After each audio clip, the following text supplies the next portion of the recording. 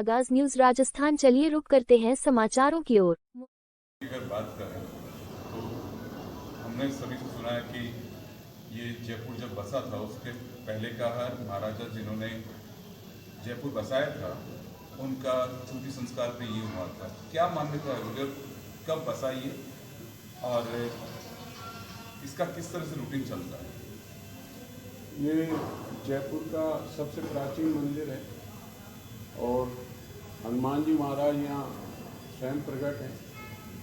दक्षिण मुखी हनुमान जी है, शिला के रूप में यहाँ प्रकट हैं। साथ में मार्बल की पूर्ण प्रतिमा हनुमान जी की है। इधर काले हनुमान जी हैं, इनके दोनों पार्श्व में हनुमान जी हैं। तो दक्षिण मुखी हनुमान जी का एक जनरली धारणा होती है कि जीत का द्योतक मानते हैं।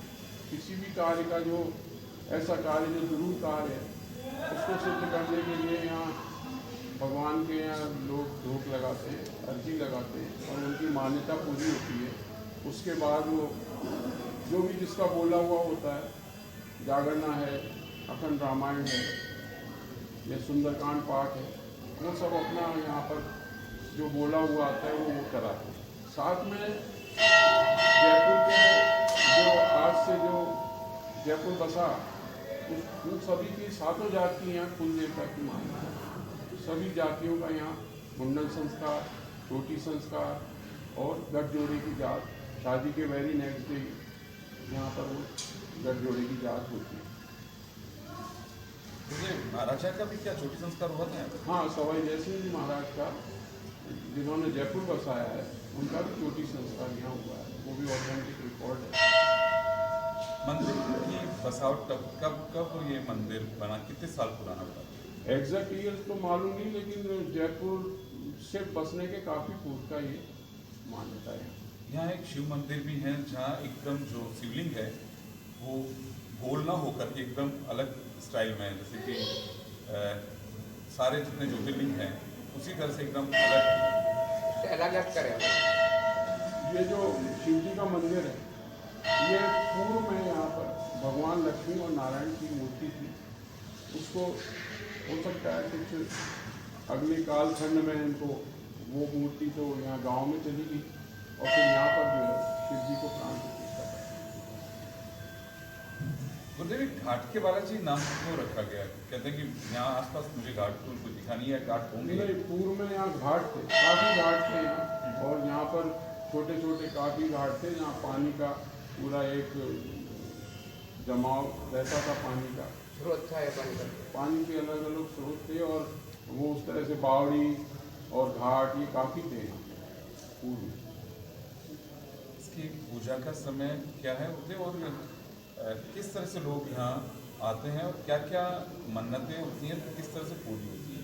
कहते हैं कि यहाँ जो आता है और एक समय बताया किसी ने मुझे, जैसे कि 12 बजे से अगर 3 बजे के बीच में अगर बाबा से कुछ मांगा जाए, कहते हैं कि दक्षिण मुखी बालाजी ऐसे पूछेंगे। आप पुराने जो लोग हैं जैसे यहाँ पर भादों के महीने में 6 कोसी और 12 कोसी परिक्रमाएँ आती हैं, तो ये सैकड़ों वर्षों से वो परंपरा चल रही है। अलग अलग जो प्रसिद्ध मंदिर हैं जयपुर के उनकी परिक्रमाएँ यहाँ आती हैं, उनका ये विश्राम स्थली है। यहाँ पर वो लोग अपना आकर के विश्राम करते हैं, प्रसादी जीमते हैं, उसके बाद ठाकुर जी को भजन सुनाते हैं। उसके बाद वो परिक्रमा बैंड बाजे के साथ में मच्छी दरवाजे से लेकर के और वहाँ अपने अपने गंतव्य जो मंदिर होते हैं वहाँ तक भी जाती है बैंड बाजे के साथ। तो पूर्व से ही इसी तरह की मान्यता रही है। जो भी कार्य होता है तो वो जो लोग रहे, पुराने जो लोग रहे, उनका ये मानना है कि दोपहर में साक्षात यहाँ ठाकुर जी विराजमान रहते हैं। तो इसलिए वो करीब 11 बजे से लेके 3 बजे तक विशेष वो समय मानते हैं।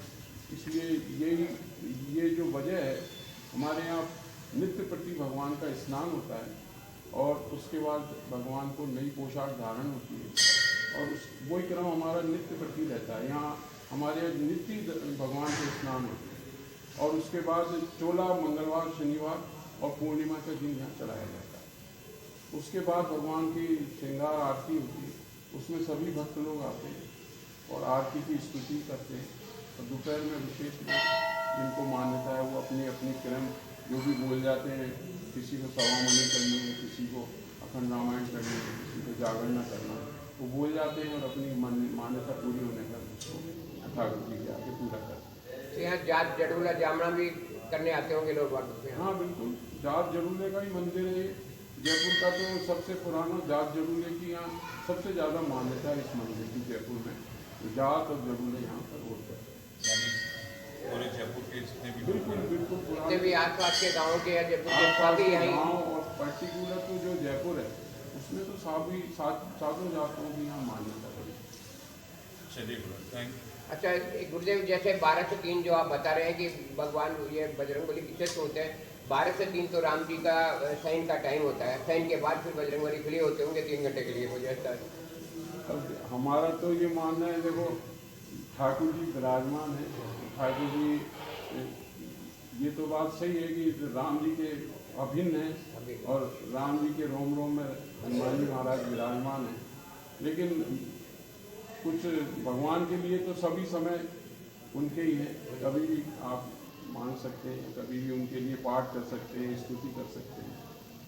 पर एक मान्यता चली आ रही है, मान्यता चली आ रही है। कुछ अभी के कालखंड में कुछ इस तरह की बात आती है कि भाई शाम को ही विश्राम मिलता है, लेकिन ऐसा हमारा तो ये मानना है यहाँ भी बोला गया जो कार्य सिद्ध होता है। क्योंकि एक अगर अपन देखते हैं कि हनुमान जी के मन में मतलब हृदय में साक्षात राम जी विराजमान है। तो जब वो साक्षात यहाँ विराजमान है, हनुमान जी हृदय में विराजमान है, तो मान्यता क्यों